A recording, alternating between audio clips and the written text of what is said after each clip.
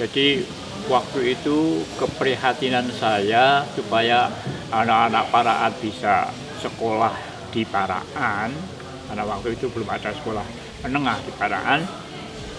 Maka saya ketemu teman saya yang namanya Pak Saiful Islam, putranya Pak Lurah Sukarman, Paraan Kulon, lalu bincang-bincang mengenai pendirian sekolah. Adapun mengapa saya kenal dengan Pak Saiful? Karena Pak Saiful itu dulu memimpin KAPI di Paraan. KAPI itu apa? Kesatuan Aksi Pemuda Pelajar Indonesia, yang kemudian berdemo menyita aset-aset PKI waktu itu. PKI apa ya namanya, Tionghoa yang ada di Paraan, yang namanya CHTH. CHTH itu Sentral Pengurusan Tionghoa ya. Jadi termasuk menduduki, mengalih pada mengalihkan kepada kekuasaan negara. Ya. Yang di Kelenteng itu, gedung yang di Kelenteng itu kan kepunyaan CHTH dulu. Ya. Kemudian kantor CHTH juga diduduki, dan itu kita mengerti Pak Saiful itu memimpin beberapa anak pelajar untuk demo menduduki dengan atas nama KAPI. Nah, kemudian pada waktu itu beliau memimpin itu tidak punya peluit, jadi bengok-bengok tok, sana memimpin anak banyak, lalu saya kasih peluit. Nah, itu tadi tidak kenal. Kemudian setelah kenal, suatu ketika saya pergi ke tempatnya Pak Haji Saiful itu, putranya Pak Lurah Karman, yaitu di dekat pasar itu. Saya bincang-bincang dengan Pak Saiful di beranda depan, hanya 2 orang, untuk mendirikan sekolah SMA di Paraan itu. Setelah itu beliau setuju, maka saya pergi dan dia lalu membuat pengumuman berdirinya sekolah SMA di Paraan. Waktu itu belum ada nama sekolah Pemda, jadi pokoknya mangkat berdiri dan ada muridnya, ada gedungnya, ada gurunya. Itu akhirnya didirikan pertama kali dengan mendapat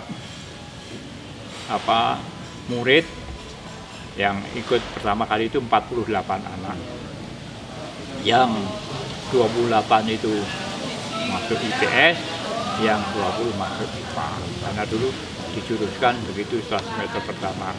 Bung Karman itu buka toko ada jual beras, sembako ya, jual toko sembako itu. Bung Karman itu toko sembakonya besar, jadi sering mau membantu.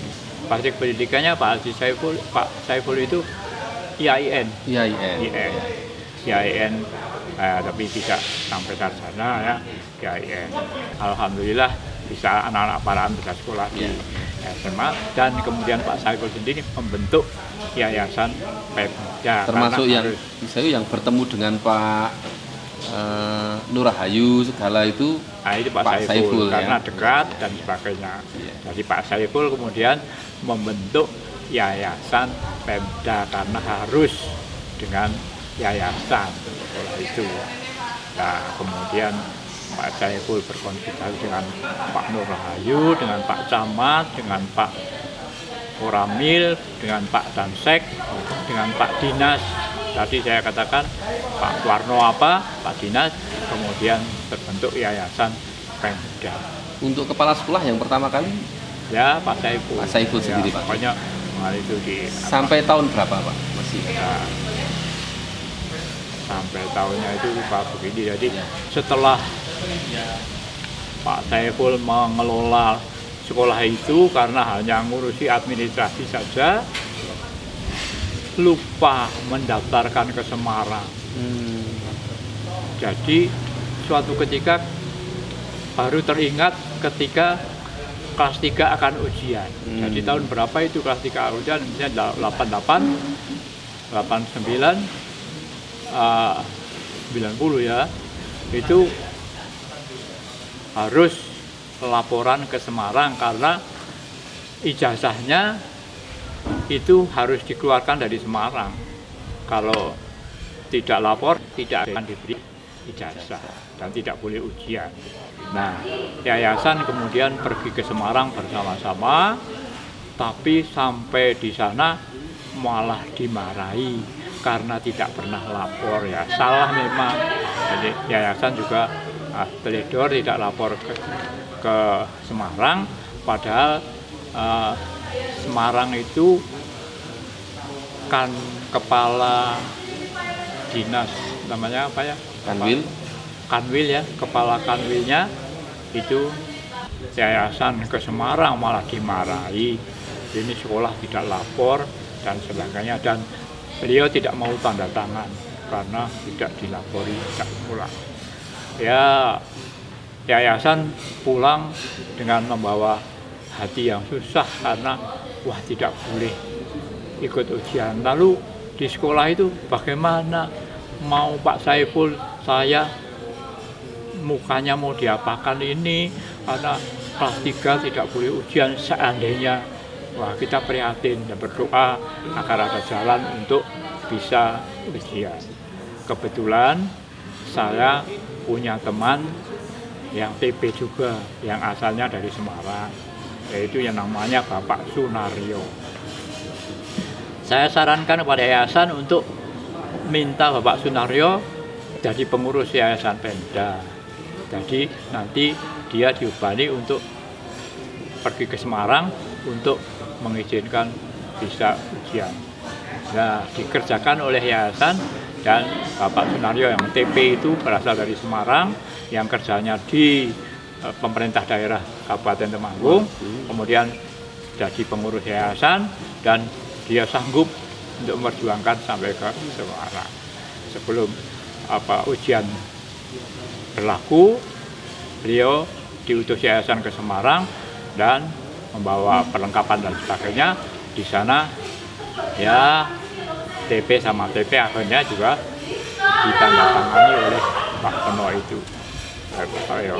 Orang DE orang tanda tangan ini ya jadi kan TP sama TP itu biasanya bisu-bisu aja ya, akrab sekali. Jadi tanggalnya pulang sini bahwa wah sudah gembira sekali boleh ujian. Kalau tidak boleh bagaimana itu, kelas 3-nya sudah 48 itu ujian. Nah, alhamdulillah lalu boleh ujian. Nah, ujian itu kan di Temanggung kalau IPS yang megang juga saya. Karena saya di Temanggung itu di SMA 1 diserai untuk pengajaran atau ujian menangani masalah belajar mengajar di SMA 1 Temanggung, dan saya dibebani untuk mengelola IPS. Dan mengapa kok dibebani itu? Saya itu guru olahraga, biasanya tadinya itu kan kegiatan siswa ya, jadi OSIS kegiatan siswa. Tapi suatu ketika di Temanggung itu pas membuat jadwal diserahkan guru fisika. Dalam waktu 1 minggu susah membuat jadwal itu karena permintaan. Ada yang minta 3 hari, ada yang minta sore, ada yang minta ini, ada yang minta jam ini, sehingga pusing. Bapak guru fisika itu sakit sampai masuk ke rumah sakit. Kemudian Pak kepala sekolahnya menunjuk saya untuk menyelesaikan jadwal itu. Maka saya kerja sampai jam 3 malam, jam 2 malam di rumah itu. Akhirnya dalam waktu 3-4 hari jadi udah sip, kita pasang lancar. Jadi sejak itu terus saya diserai jadi mengurusi belajar mengajar itu susah juga ini. Wah itu perusahaan banyak juga. Kalau pas pelanggan umum, pas apa itu wah sudah kerja keras. Tadi Pak Jam menceritakan